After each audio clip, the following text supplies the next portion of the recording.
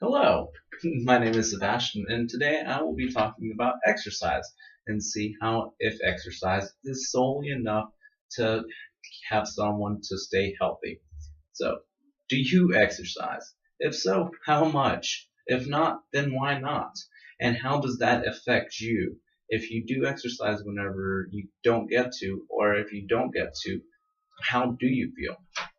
So, whenever I was trying to look through articles to find something, I went through the American College of Sports and Medicine, also known as ACSM for short.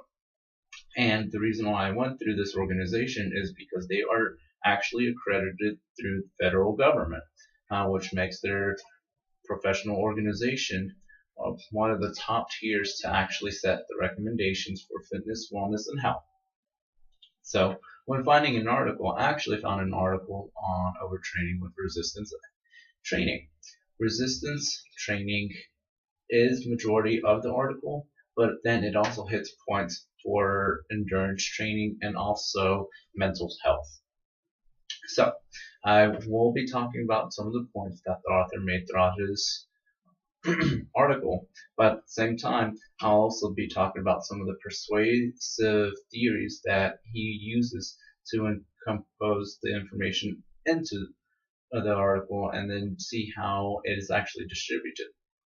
So, to start off, the authors who wrote the article started off with why resistance training is becoming so popular.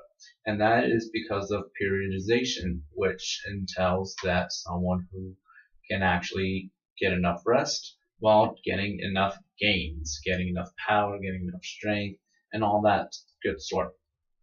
Another thing that he actually hits about is just how training in general, that it should be balanced between intensity and volume.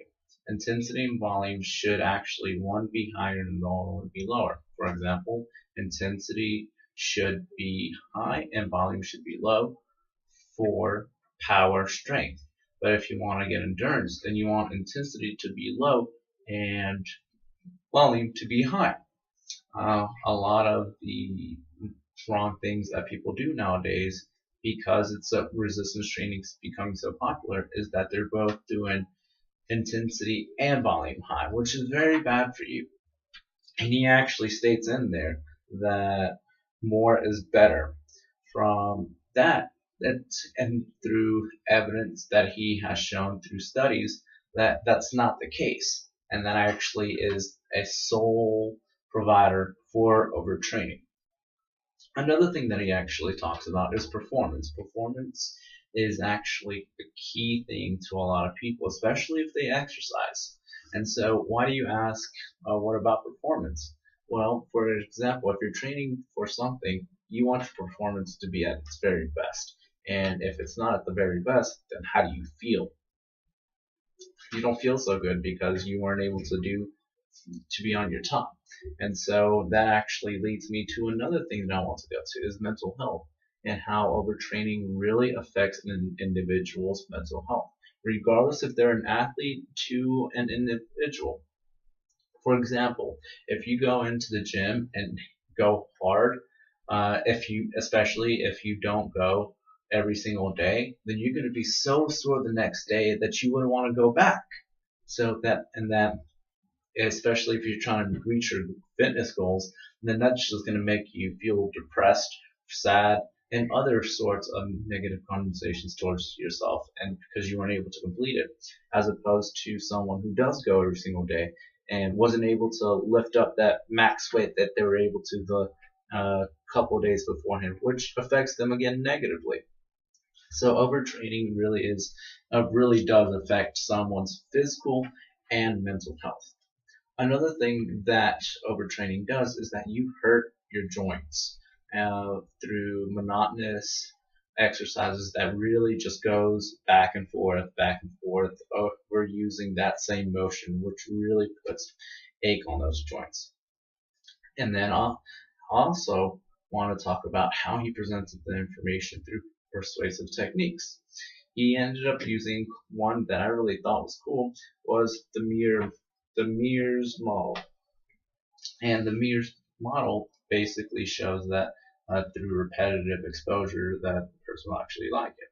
And so throughout the article, he actually states multiple times that all the exercises and all the studies conducted was through endurance. So that just means that even though it's not, you don't have enough information for resistance, that you should still be careful because of how you do it.